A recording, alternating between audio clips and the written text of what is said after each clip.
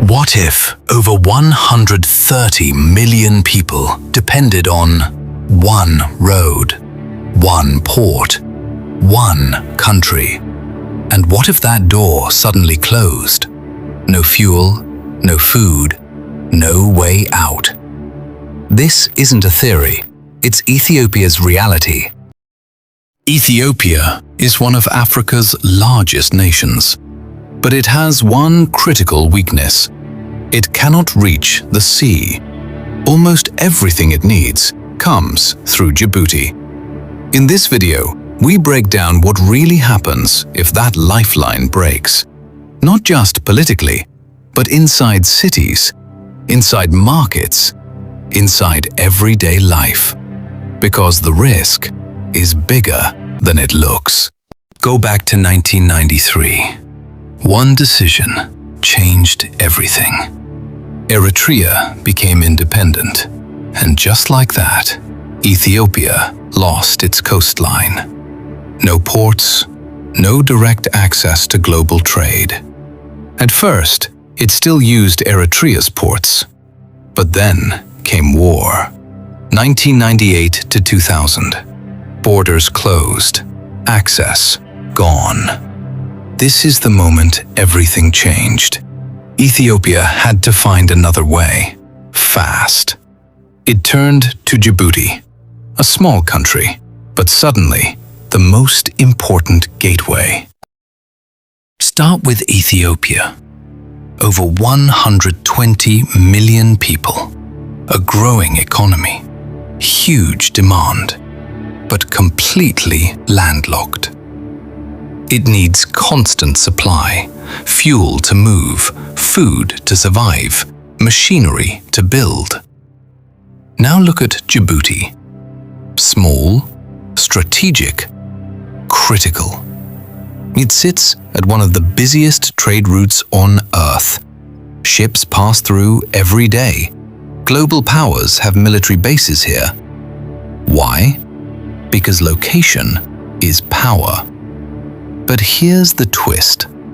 Djibouti depends on Ethiopia too. Most of its port business comes from Ethiopian trade. So this is not just dependence. It's mutual, but unequal. Zoom out. This isn't just Africa. This is global trade. The Red Sea connects continents. Europe, Asia, Middle East. Now zoom in again.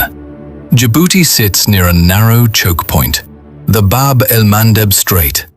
If this area is disrupted, global trade feels it. But here's what most people miss. Ethiopia is not just any country. It's a regional engine. If its supply chain breaks, shock spreads outward, to neighbors, to markets, to investors. So the real question is simple. What happens when the system stops? Thousands of trucks move from Djibouti to Ethiopia. It looks stable, routine, almost invisible. But here is where the system becomes fragile, because it all depends on one route, one pipeline of movement. Now imagine this.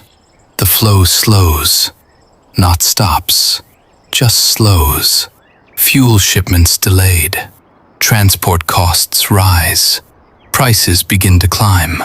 At first it's small, barely noticeable. But then it spreads. Food becomes expensive. Transport becomes unreliable. Businesses start feeling pressure. And then, this is where everything changes. Factories slow down. Supply chains break. People start asking questions. Now push it further. What if the flow stops completely? No fuel. Transportation freezes. Goods don't move.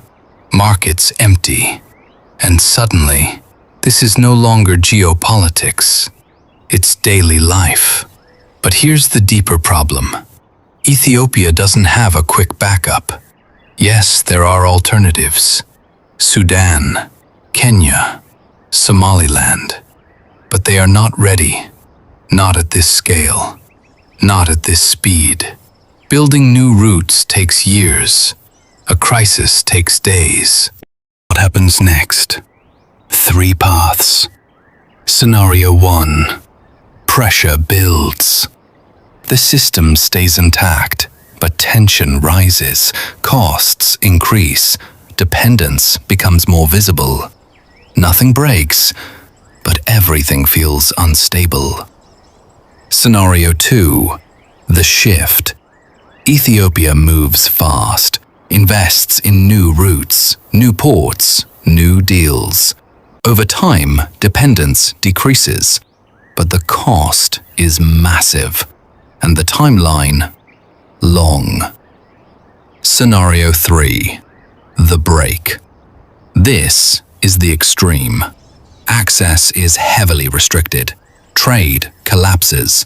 Supply chains fail. The economy takes a hit, fast, and the shock spreads beyond borders. But here's the key. This doesn't need to be permanent to cause damage. Even short disruption can trigger long-term consequences. That's the risk. This story is not just about Ethiopia or Djibouti. It's about something deeper. How geography can define power. How a single route can control millions of lives. And how modern economies can depend on fragile systems. One port, one path, one point of failure. That's all it takes.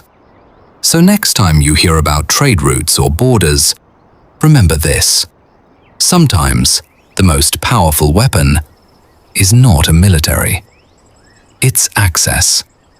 And the question remains, what happens when that access disappears?